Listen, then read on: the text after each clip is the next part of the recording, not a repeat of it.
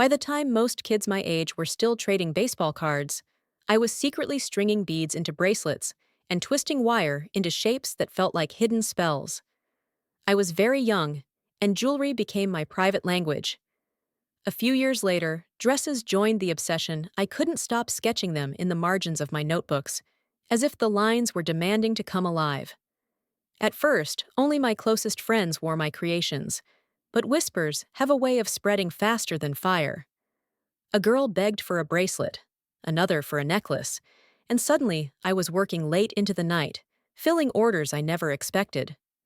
What had started as a quiet hobby turned into a rising tide, spilling from my school into others, until it seemed like everyone wanted a piece of me. I hadn't planned on business, but when people pushed money into my hands, I used it to push further, experimenting with brighter stones, sharper cuts, and designs that caught the light like secrets refusing to stay hidden. It was a secret I guarded fiercely. When I was still a child, I begged my mother to teach me how to sew. She agreed, and with grandmother's steady guidance, I stitched my first uneven seams. I still remember the pride in giving Mom a dress I drafted myself, Dad a handmade tie, and Ethan, my older brother, a matching shirt like mine.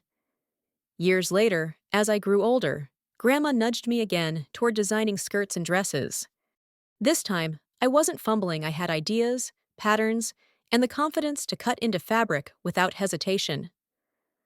When Mom praised the first dress I made for her, I felt something click, and within weeks I had drawn 3 more designs, sewn them in standard women's sizes, and given one to my friend Lauren. The day she wore it to college was the day everything exploded.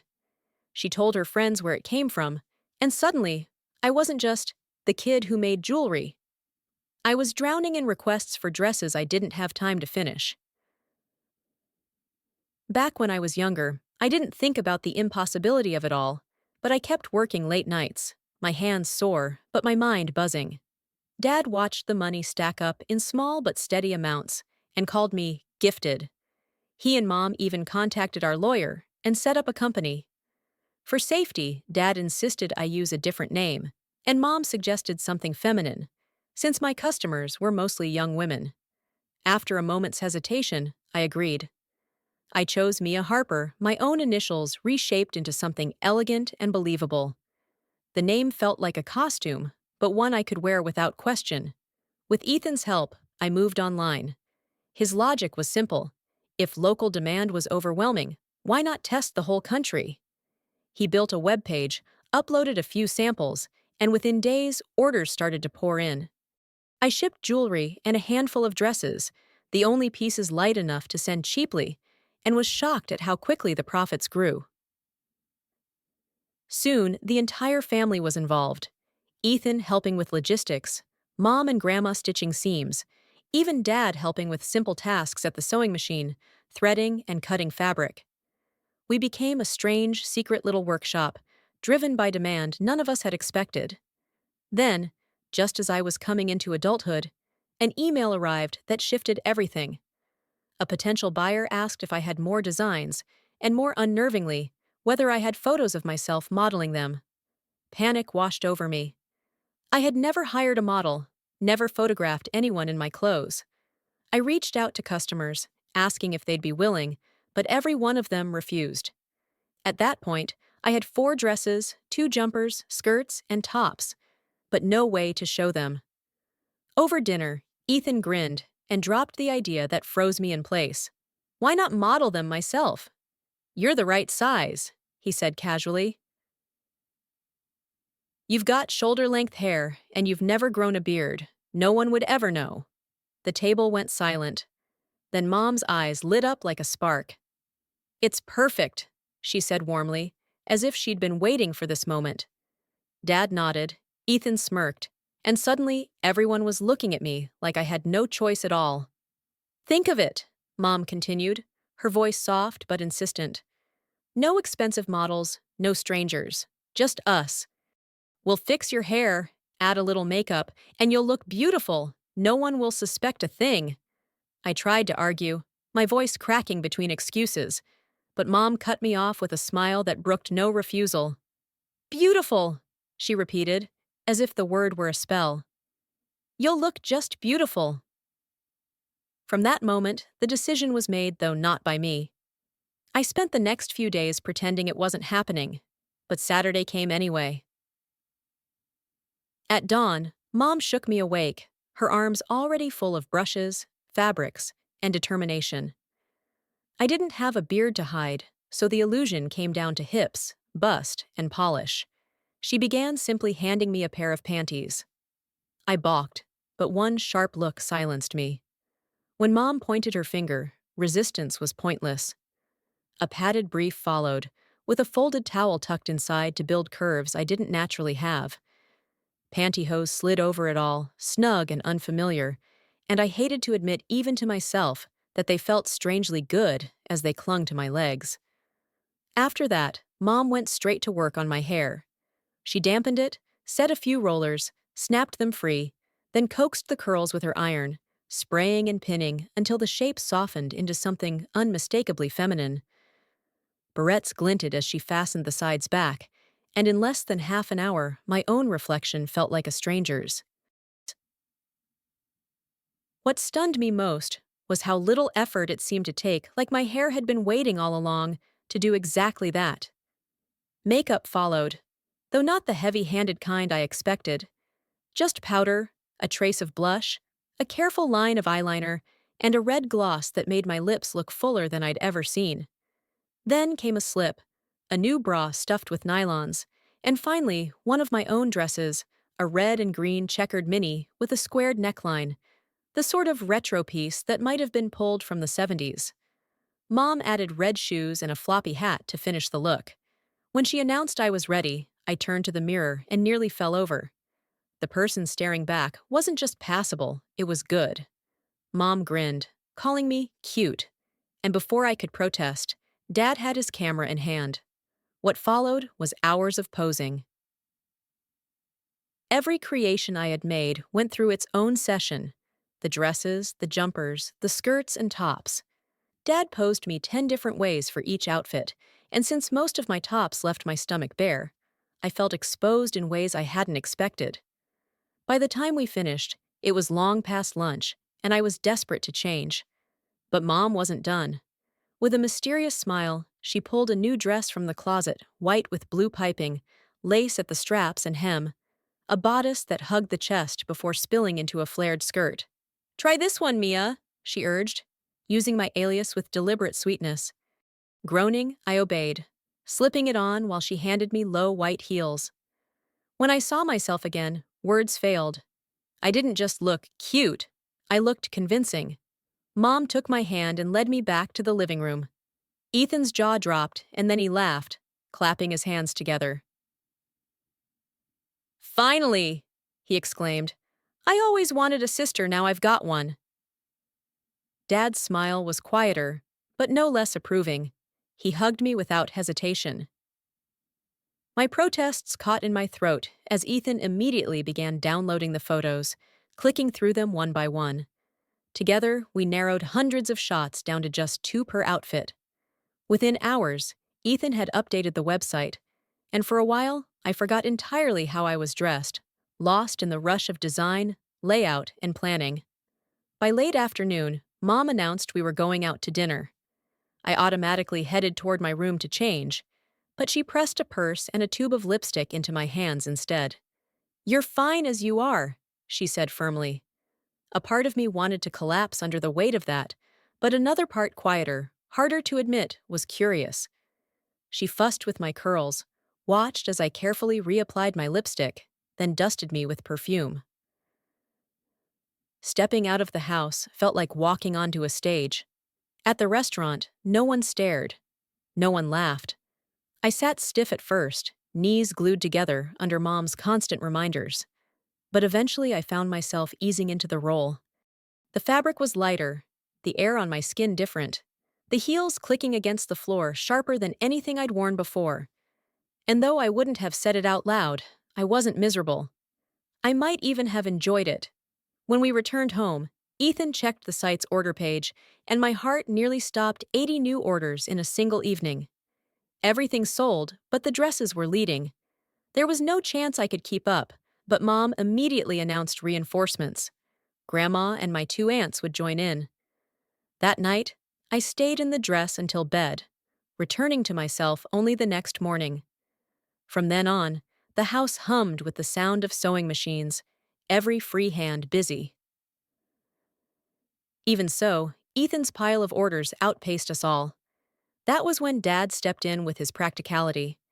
He found a small manufacturing shop willing to take on the production and shipping for a fee per item. Just like that, the bottleneck disappeared, and I could breathe again, balancing college with design instead of being buried under fabric and thread. For a month, everything was smooth. Then came the email. A pop star, an actual chart-topping young singer, had seen my website. She wanted custom pieces, not just for herself, but for her entire stage ensemble. She promised, if they worked out, to credit Mia Harper publicly, to point her millions of fans to my name and my site. The room erupted with opinions and exclamations. For a moment, hope soared in me, bright and terrifying. But Dad's voice cut through it all, calm and sharp. "Do any of you have the faintest idea just how much money this could be worth?" he asked. And just like that, my stomach twisted. It wasn't just my secret anymore. It was about to become something bigger, maybe even uncontrollable. Dad's words hit like a gavel, striking wood final. Absolute. "Millions!" he thundered, eyes lit with a mix of excitement and command. "This woman is huge with our target market. If she wants to meet Mia, then that's exactly who she'll meet. You," his finger stabbed the air toward me, "will be that 22-year-old woman everyone believes you are. This isn't negotiable. We're not losing a chance like this just because you doubt how you look. You do look good, and from now on, you will be Mia. The minute college ends, you're living as her, for however long it takes to make this real. Any questions?" I had more than a few. Questions, objections, a desperate urge to shout no. But Dad didn't leave space for them. "Good. Linda," his gaze shifted to Mom. "See that she gets what she needs. Redecorate her room, buy whatever's necessary. In a few weeks, Mia will be an ordinary 22-year-old woman, and that's the end of it." My world tilted in that moment, every ounce of control pulled out from under me. The choice was simple: either comply, or destroy everything we had built, shame the family, and burn any hope of a future.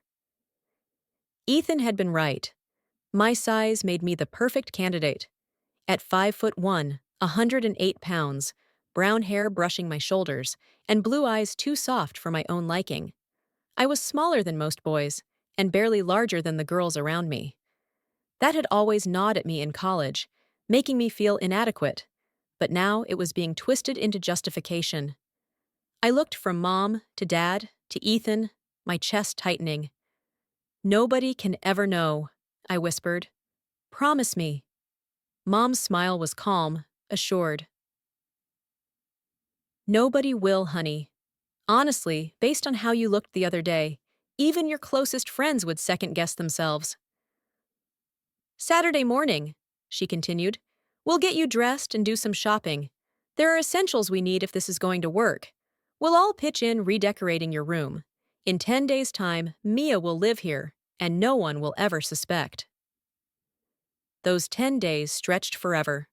While I dragged myself through college classes, Dad and Ethan gutted my room, painting over every trace of my boyhood sanctuary. I peeked in daily, watching as walls turned mint green and white, the furniture replaced by a canopy bed, a vanity, and shelves that belonged in a teenage girl's dream. Mom moved me into the guest room, along with the growing collection of clothes she insisted I would need. By the time classes ended for the term, the transformation was complete. The morning after, Mom was waiting. No excuses, no delay. She handed me one of my own skirt and top sets, paired with flats, and a small purse I could barely stand to hold. The skirt's length cut high above the knee made me flush with embarrassment, but resistance was useless. She drove, her determination ironclad, and instead of the mall, she pulled into a discreet shop with frosted glass windows. Inside, I froze. Photographs lined the walls, images of breasts in every shape and shade. I felt the blood rush to my ears. Before I could retreat, Mom was speaking briskly to the saleswoman. She needs the right fit, she explained gently. Something natural and good. The woman didn't blink, didn't even hesitate. For the next hour, I endured the mortifying process of being measured, prodded, matched to color charts, and finally fitted with silicone forms sculpted to my frame.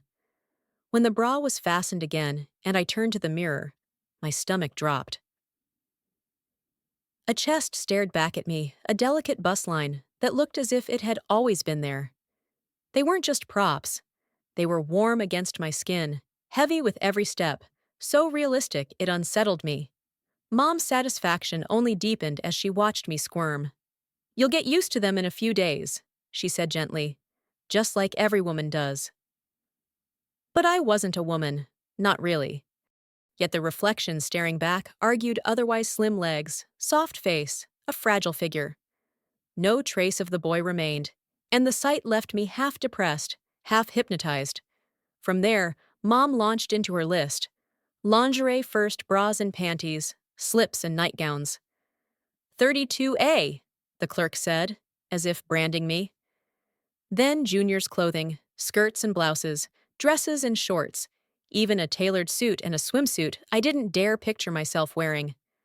Shoes followed, flats and heels in a rainbow of colors, black, taupe, red, white. Finally, the sharp sting of ear piercing sealed the illusion. Hours later, loaded with bags, we stopped for lunch. My nerves rattled, but not once had anyone in the stores treated me as anything other than a girl. That fact gnawed at me in silence. The final stop was Mom's salon. My hair was clipped, curled, brushed, sprayed into a style so undeniably feminine that even I had to admit the truth. My nails, trimmed and polished in pearl pink, gleamed under the lights, my fingers suddenly slender, delicate. Everything was happening at a speed I couldn't control. And beneath the painted skin, the curls, the perfume, I clung to that inner voice, repeating the same truth: I'm a boy. But every reflection I passed told me otherwise. Mom never let me forget the stakes. Even when she caught me sulking, she'd remind me that all of this wasn't just about dress-up. It was about fooling a woman who was not only sharp, but famous, and who would expect Mia to be real. That thought scared me more than anything. At dinner, Ethan and Dad kept looking at me, grinning, but limited their comments to a simple, "You're cute." Mom, on the other hand, laid out the plan for the next morning. Lessons in makeup, hair, clothes, and choosing the right look for the right occasion. My life was about to become a crash course in womanhood. That night, when I unhooked my bra, Mom came in. Instinctively, I crossed an arm over my chest, but she just chuckled. "No reason to be shy, Mia. I've got them too, remember? Get your nightgown on and come downstairs. I'll make popcorn." So I did. Stripped off the layers, washed away the makeup, slipped into a flannel nightgown that was surprisingly warm. The soft fabric pressed against my chest, reminding me with every breath that the image in the mirror wasn't a phase, it was commitment. For a moment, staring at those small mounds under the flannel, I felt oddly calm. It wasn't so bad. Not once I got over the nakedness of skirts that barely reached mid-thigh. I even caught myself smiling before I went downstairs to join her. The next morning, Mom and I dropped off a shipment of designs at the factory. I wore a skirt and blouse with flats, my own makeup and hair done awkwardly because Mom insisted I practice. Later, I carried my sketchboard outside to the patio and lost myself in new designs. That's when a shadow fell across my page. Brittany, one of the girls I'd begged to model. My heart jumped into my throat. She didn't recognize me at first. Her eyes flicked from my sketches to my thin straps, then to my chest, lingering in a way that made my pulse quicken. "Hi, I'm Brittany." "Mia," I said smoothly, pointing her to a chair. She sat, curious but unsettled. "Alex sketches too. He's pretty good." "Yeah, I've heard that," I said, trying for coy. I know he lives here. I've been over before.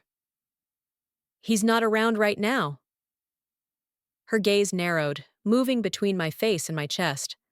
But you are. Oh my God, I think you're Alex. Just then, Mom appeared with drinks, stepping in before panic broke me. She smiled, sat down, and spoke like everything had been planned. Brittany, honey, remember when Alex asked you to model his dresses and you said no? Well, everyone else did too. So when the chance came for those designs to go international, we had to improvise. Mia volunteered. Brittany nearly choked. She couldn't take her eyes off me, confusion written across her face. To drive the point home, I dropped a pencil and leaned forward, letting her see the proof for herself. Her certainty cracked. But if this is Mia, where's Alex? He's away for a while, Mom said calmly. Mia will be staying with us for the summer, maybe longer. Brittany shifted, her shock softening into a smile. Well, the reason I came by was to invite Alex to a party on Thursday. Pool party, barbecue, music. Why don't you come, Mia? Meet everyone. It'll be fun. I looked at Mom in terror. She smiled back sweetly. She'll be there. Brittany left beaming, while I nearly exploded at Mom. I opened my mouth to say no, but that dreaded finger of hers came up, and I went silent. Do you intend to stay locked up all summer? She asked. No? Then you'll go. No woman your age would hide away. Besides, you've already got a swimsuit. That was the breaking point. I hissed that skirts and dresses were one thing, but a swimsuit? That was a disaster waiting to happen. Mom's answer was only 2 words. We'll see. And she left me there, staring at my sketch pad, where my hand betrayed me, drawing not dresses, but myself in a swimsuit. The image didn't look good. 2 days later, she took me to a specialist. Not some backroom trick, but a medical professional who explained everything clearly: safe styling techniques, temporary prosthetics, adhesives tested and approved. It was non-invasive, removable, and designed for performers who needed to look flawless on stage or camera. We talked about risks, hygiene, how long they could be worn. Only once I felt reassured did we start. The application was methodical, clinical, even measured steps, adhesive under careful supervision. Each piece fitted exactly to my frame. I lay still, heart pounding, while the specialist worked with calm precision. Half an hour later, when she handed me a mirror, I almost didn't breathe. There she was again. Not Alex. Not even dressed Alex. Just Mia, complete and convincing. A bust line that moved, skin that matched, lines smooth enough for the pool. Every reflection from here on out was going to fight me, and I knew it. Mom's voice carried through the thin walls while I adjusted the straps of my top, her tone a blend of nerves and reassurance. How long will this last, Valerie? Mia is still my son, after all. Valerie, calm as stone, answered smoothly. About 3 months. If she needs a touch-up, call me and we'll fit her in. Don't worry, it's safe, reversible, and polished enough for cameras. She can walk into any public space now and be read as a woman, no question. I caught my reflection one last time before stepping out, still stunned by the seamless silhouette. The forms moved with me, clung as if they had grown there. No sharp edges, no giveaways, just a body that looked undeniably feminine. And as much as I fought the thought, I realized something deeper. I liked it. I liked the swish of fabric against my thighs, the pull of pantyhose, the faint taste of lipstick that lingered even after I wiped it away. It had taken only a handful of days for the strangeness to melt into something startlingly natural. When I rejoined Mom, she froze. Her eyes roamed me head to toe, as if seeing not just a disguise, but a revelation. I hugged her without thinking. Thanks, Mom. I love it. She blinked, astonished, then whispered, Mia! Why didn't you tell me you liked this? I hesitated, heart hammering. Because I didn't know if you'd want me to. And I wasn't sure myself. Not until after the salon. That's when it clicked. like a light turning on inside. For a long second, she just stared. Then her face softened into the kind of smile that was rare and unguarded. Well, I always wanted a daughter. And now it looks like I finally have one. Her hug was fierce, warm, overwhelming. But with it came new rules. At home, she marched me straight into my room and gave me a lecture so embarrassing I wanted to vanish into the floor about hygiene, about staying clean, about the kind of risks she insisted I now had to guard against. And then she made me practice while she supervised, refusing to leave until she was satisfied. I begged her not to tell Ethan, and she promised. The next days blurred into a rhythm, sketching skirts and dresses, tinkering at my jewelry bench, practicing makeup until the brushstrokes felt less clumsy. I spent whole hours studying myself in the mirror, bare and unfamiliar. Other than narrow hips, I could pass as female without effort now. It was intoxicating, frightening. A question kept circling in my mind as I lay awake at night. What would it be like to really have this body? Not forms, not illusions, but the truth written in flesh? Thursday arrived too soon. The party? Brittany's party. I pulled on the swimsuit, turned side to side, and almost laughed at the perfection. A thin, 22-year-old woman looked back at me. Me. And yet beneath that calm surface, terror gnawed. Strangers in town didn't matter, no one knew Alex. But at Brittany's house, among kids I'd grown up with, one wrong laugh, one sharp look, and it could unravel everything. My thoughts spiraled dark, too dark. If they found out, I wouldn't survive it. I stripped the suit off, shoved it into a bag with a towel, painted on confidence with my own designs. One of my dresses, carefully chosen, slipped a few makeup essentials into my purse and waved goodbye to Mom. Each step toward Brittany's house felt heavier than the last. Halfway there, I heard a voice behind me. Hi! I turned. Lauren, one of the girls I had once begged to model for me. Her smile was open, curious, unaware. Hi, I answered cautiously. I'm Lauren, I live over there. And just like that, the ground tilted again. I'm Mia, I told Lauren, pointing back toward the green-painted house. Staying there for the summer. Her eyes lit up with recognition. You're the woman Brittany told me about, so you're coming to the party? Yeah. Mom thought it'd be good for me to meet everyone. Inside, though, I was playing with fire. Out of all my friends, Lauren knew me best. If anyone could see through the act, it would be her. But she just smiled, and we walked side by side until Brittany's house came into view. Brittany greeted us warmly. Her mom collected our bags. And soon, I was surrounded by familiar faces. Only this time, they were seeing me as someone entirely different. The boys lounged in tees and shorts. The girls floated around in airy dresses and skirts. I fit right in, though my pulse beat like a drum. Brittany introduced me around as if I were new, which felt surreal. I had known these people for years. Still, no one gave me a second look, and slowly I exhaled. Lauren and I found a table and slipped into easy conversation, though I could tell she was watching me closer than the others. That's when Brittany called out, asking who wanted to swim.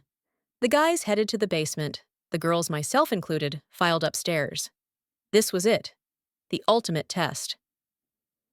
In Brittany's room, laughter and chatter filled the air as everyone undressed. My heart hammered, but I moved with practiced calm. Off came my dress, the bra, the panties. Out of the corner of my eye, I caught Brittany and Lauren glancing quick, sly, but unmistakable. I turned slightly, letting the illusion do its work. What they saw was exactly what they expected. A girl like them. Without hesitation, I pulled on my swimsuit, grabbed my towel, and followed them down. The moment we reached the pool, Mike, eternal prankster, snatched my wrist and yanked me headfirst into the water. I surfaced sputtering, glaring at his grin. What's the matter, Mia? Can't take a joke? Creep!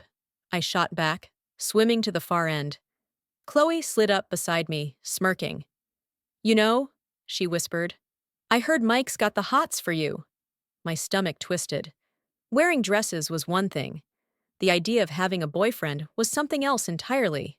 Chloe added, "My brother thinks you're cute too. He's shy though. Want me to introduce you?" Her twin Ryan was nothing like her broad-shouldered, taller by nearly a foot, quiet. And honestly, I needed an escape from Mike's attention. So I nodded. Chloe wasted no time, dragging Ryan over and making the introductions before darting off again. Standing next to him, damp hair clinging to my neck, I felt a strange shift in perspective. He was solid, smiling nervously, and looking at me in a way no one ever had before. In self-defense, purely that, I told myself I moved closer. Mike noticed, scowled, and turned his attention elsewhere. Victory. Ryan offered me his hand and helped me out of the water, guiding me to a table. We sat together for the rest of the afternoon, talking quietly while the music and splashing carried on around us. I discovered he liked biking, hated grunge, and had tastes eerily close to mine. It felt easy. Too easy. By the time the party wound down, Ryan and I had built a connection we'd never had before. Upstairs, changing back into my clothes, Lauren and Brittany pounced, eyes gleaming. "So," Brittany teased, "how's Ryan?" I shrugged, tugging on my panties. "Nice. That's all." "Megan's got a huge crush on him," Lauren added slyly. "Hey, Chloe only introduced us today," I protested, pulling my dress over my head. "There's nothing going on." Lauren grinned. "Maybe not for you, but he's got the look, Mia. He's in love." I hid my reaction behind the fabric, stunned, unwilling to let them see my face. Packed my things, thanked Brittany politely, and headed for the door. But Ryan was waiting at the bottom of the stairs. "Can I," he faltered, his voice soft, "walk you home?" I caught Lauren's smirk from the landing, heat rushing to my cheeks. But I nodded. "Sure." Outside, the air felt different.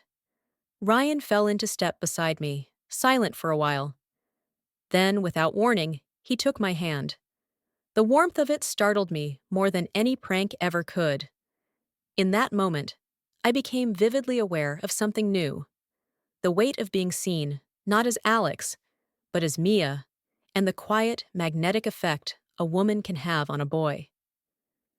As Ryan and I walked along the sidewalk, my thoughts were spinning. What would Dad say if he saw this? Worse, what would Ethan say? The teasing alone would be unbearable. And yet, Ryan's hand was warm around mine, steady, certain. I told myself that as Mia, there was no reason to pull away. So we walked all the way to the front door, hand in hand, like it was the most natural thing in the world. Dad and Ethan were outside washing the car, and of course, they both saw us. Not just me and Ryan, but the way Ryan looked at me. The softness in his expression wasn't something you could mistake. My stomach flipped, but I had no choice. I introduced them quickly before Ryan excused himself, promising to call. I didn't see it then, but Ethan winked at Dad. Inside, Mom cornered me almost immediately. "That boy? What's his name?" "Ryan. Ryan Carter. Chloe's twin brother," I said, setting my bag down. "But they don't look anything alike." Mom grinned. "He's cute. Did he ask you out?" "No, but he said he'd call." I changed the subject fast. "How many orders came in today?" She handed me a pan, already moving on. "Ethan says 200 orders for that plaid jumper alone, plus another 100 mixed. And now he can send everything straight to the factory. We don't have to deliver anymore. You design, Ethan posts, the factory ships, and Dad keeps the books. You're making a lot of money now, Mia. We can even raise your allowance if you want." I muttered something vague, and soon we were outside with Dad and Ethan, passing around popcorn while talking business. Dad broke down the numbers.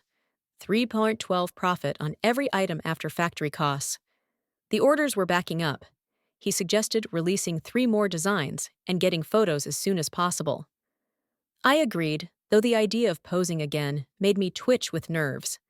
Then Dad dropped the number in my bank account. I nearly fell out of my chair. Ethan followed up with another bombshell.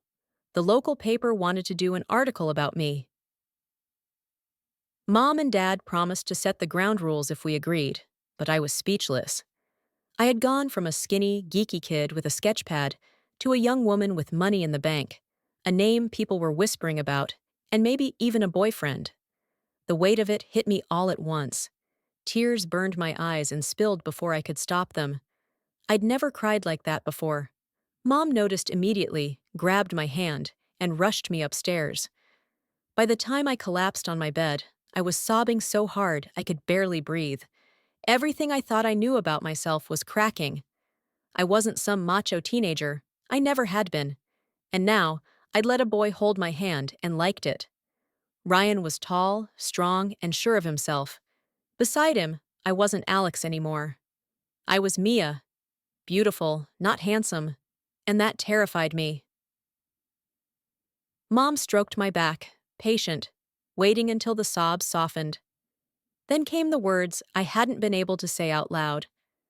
I told her the truth. I liked being a woman. I liked Ryan, the way he looked at me, the way my own body looked now, everything about it. Her smile was soft but unyielding. I like being a woman too, honey. It's not just physical, it's mental, emotional. If you like it, then be it. Be as feminine as you want to be. If Ryan makes you feel alive, let him hold your hand. Let him kiss you, maybe. But always remember this is your choice. You are what you decide you are. We've all watched you blossom, even Ethan. This started because we needed a model, but it's grown beyond that. Can you honestly see yourself going back? I choked out a broken no. Then listen to me. If you want to be a woman, really be one, you're the only person who can make that choice. Not me. Not Dad. You. The words I'd been swallowing burst out in a wail that shook the room. I did want it. I wanted to be Mia. I was just too scared to say it. Mom held me tighter, whispering the truth for me until I could finally nod. Ethan, I muttered weakly. Mom cut me off with a knowing smile. Honey, Ethan loves the idea of having a sister. He thinks you're beautiful. If you walk down those stairs right now, I promise you he'd hug you and tell you so. Under that rough edge of his is a soft heart. All you have to do is give him the chance. Her words left me trembling, because part of me knew she was right. Mom's words echoed in my ears long after she left me in my room. Redo your makeup, then talk to Ethan. I knew she was right, but my nerves shook. Still, I stripped down, washed away the old paint, and started fresh.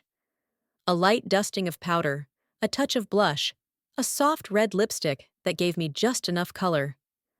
I pulled on a mini skirt and a fitted top, slipped into my socks and sneakers, dabbed on perfume, and stood before Mom. She smiled at me like she already knew the outcome. With a deep breath, I went looking for my brother. I found him hunched at the computer in Dad's office, eyes locked on the glowing screen as he managed orders with quick keystrokes. He didn't hear me approach until I laid a hand on his shoulder. He jumped, spun, then froze, his big blue eyes wide. For a beat, silence stretched between us, then his grin broke across his face. Without hesitation, he wrapped his arms around me, pulling me against his chest. I told you I always wanted a sister, he murmured, kissing my cheek. And here you are, and cute too. My throat tightened. You don't hate me for this? For dressing this way? Hell no, he laughed. Why would I be mad? I've got the best-looking sister in town now. And listen, if anyone gives you trouble, you tell me. I'll handle it. Deal? The relief was so sharp it almost hurt. I kissed his cheek back, hugged him, and bolted outside before my emotions spilled over. Running down the yard, I felt the sway of my skirt, the bounce in my bra, and instead of embarrassment, it exhilarated me. Mom had been right. I wasn't pretending anymore, I was Mia, and I was going to lean into it with everything I had. The very next morning, Ethan burst into the kitchen, waving an email like it was a golden ticket. She wants to come here, to our house, for a private fitting. Who, dear? Mom asked, feigning calm. Ava Starling, Ethan shouted. The Ava Starling! All I have to do is confirm the date. The room froze, then erupted. A date was set, kept secret to avoid media swarms, and suddenly I had just over a week to prepare for a superstar. Mom winked at me, her subtle nod toward Dad, telling me she'd explain things. But Dad hadn't said a word yet, and the silence made me ache. Later, I found him in the backyard, kneeling by his flower beds. Dad? He stood, wiping his hands. I understand we have a daughter now. His eyes were kind, steady, though the words nearly knocked the breath out of me. He motioned for me to sit, then lowered himself onto his folding stool. Your mother and I always wanted one of each, but we were happy with 2 boys. We've loved you both more than anything. Now she tells me we do have one of each. His voice softened. Are you sure, honey? Is this what you really want? Being a woman isn't the same as being a boy, you know. Dad, I groaned, half exasperated, half relieved. Okay, he chuckled. Then he reached for my hands. If you're my daughter, there will be rules. First, I get to spoil you rotten. Second, I'll have to check out every boyfriend who comes near you. And third, you owe me plenty of hugs and kisses. Fair? I didn't answer with words. I threw myself at him so hard we toppled into the grass, both of us laughing, tears spilling as we clung together. In that messy, joyful heap, my epiphany was complete. My family loved me, no matter what. Inside, as we were cleaning up, the phone rang. It was Lauren. She and Chloe were coming over with big news. 20 minutes later, the 3 of us were crammed into my mint green room, the air thick with giggles and conspiracies. Ryan's going to ask you to the annual picnic his dad's office holds, Chloe blurted. So? I tried for casual. It's just a picnic. They burst out laughing. Mia, he's got it bad. The boy's practically glowing. He can't wait. I rolled my eyes, but inside, my pulse was skipping. They pressed harder, teasing me until I snapped. Maybe I shouldn't go then. Their snorts of disbelief said it all. We all knew the truth. If Ryan asked, I'd say yes. That night, alone, I admitted it to myself somehow. Ryan had shifted in my mind. He wasn't just Chloe's shy brother anymore. He was taller, stronger, kind, and for reasons I couldn't explain, he had started appearing in my dreams where his lips brushed mine. The week blurred by in preparations. Mom and Dad polished every detail of the house. Ethan and I scrubbed and cleaned. Then he printed brochures for Ava Starling's visit. Ryan called me twice, his voice shy but eager, and when he finally asked me to the picnic, I accepted. Ethan teased but gently. No mocking, no judgment. And for the first time, I realized my whole family wasn't just supporting me. They were rooting for me. For Mia. The morning Ava Starling arrived, I kept things simple. One of my own designs. A shift dress with a round neckline and keyhole cuts in front and back, paired with flats, and just enough makeup to look fresh. When I opened the door, I blinked in surprise. She didn't look like the platinum-haired star I'd seen splashed across magazines. Instead of blonde, her hair was a rich brunette, her eyes warm brown instead of icy blue. But there was no mistaking her. She and her mother slipped inside quietly, and I ushered them in. She was only a little older than me and instantly easy to talk to. Ethan quickly had us gathered around the computer, scrolling through pages of photos, until Ava stopped him with a sharp tap of her finger. One after another, she chose pieces she loved, 5 dresses, 4 skirts. When she said she wanted them made to her measurements, Mom steered us to my room. With her mother and mine giving us privacy, I measured Ava myself, noting every adjustment she wanted. When we were alone, the star became just another young woman. She spoke about her boyfriend back home, the disguises she wore so they could go out in public. I told her about Ryan, our tentative beginning, and she giggled with the same excitement as any girl confiding in a friend. By the time she left, we had exchanged private numbers and addresses.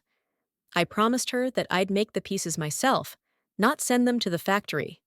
We hugged before she slipped away in a plain sedan, vanishing back into anonymity. That afternoon, I threw myself into the work, finishing her order by Friday. Dad shipped the box out while Mom whisked me on another shopping trip. On the way, she casually suggested that towels as hip padding weren't a long-term solution. She was right, they rubbed my skin raw and sometimes showed through. Instead of the mall, she detoured to the doctor's office. The doctor had seen me enough times by then to know I wasn't going back. With Mom's consent, she handed me a small bottle of tiny purple pills. Hormones. She explained carefully, but I already understood what they meant. My body would begin to change. My joy was impossible to hide.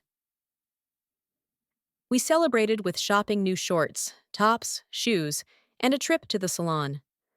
This time, I wasn't nervous. I knew what to expect, and I leaned into it. When I came home, I couldn't stop touching my reflection, the faint beginnings of a body that finally matched who I was becoming. True to her word, Ava Starling delivered. She dropped my name and website at every concert. The orders poured in, more than we had ever dreamed possible. Within weeks, it seemed every girl of school and college age owned at least one of my dresses. When her backup dancer's measurements arrived, I became the official supplier for her costumes. Wealth followed fame, and both came faster than I could process. But the moment that defined me wasn't in sales or articles, it was at Ryan's father's company picnic. I wore one of my lightest dresses, smiled as femininely as I could manage, and let myself simply be. As the sun dipped low, Ryan led me away from the crowd, into the hush of twilight. He pulled me close, tilted my face up, and kissed me. It was electric light exploding behind my eyes, thunder rolling in my chest. My knees gave out, and I melted into his arms. My first real kiss, and it was everything. By summer's end, the doctor made official what had already begun. She started me fully on the path to womanhood. My parents arranged for me to attend a private college under my new identity, and life moved forward without anyone questioning how it all started. My body shifted slowly, breasts budding, hips rounding, and with every change, my family's quiet acceptance wrapped around me like armor. Now I'm Mia in every way that matters. My designs are sharper, my name has become synonymous with style, and I'm building a life that feels like my own. My bust line is modest for now, my hips just beginning to curve, but the promise of what's coming makes me smile when I catch myself in the mirror. Ryan will be here soon to take me to the submarine races in the park. I'll wear something playful, something that will make him smile the way he always does. And when I slip my hand into his, I'll remember that the girl he sees, the girl I've finally accepted, was here all along.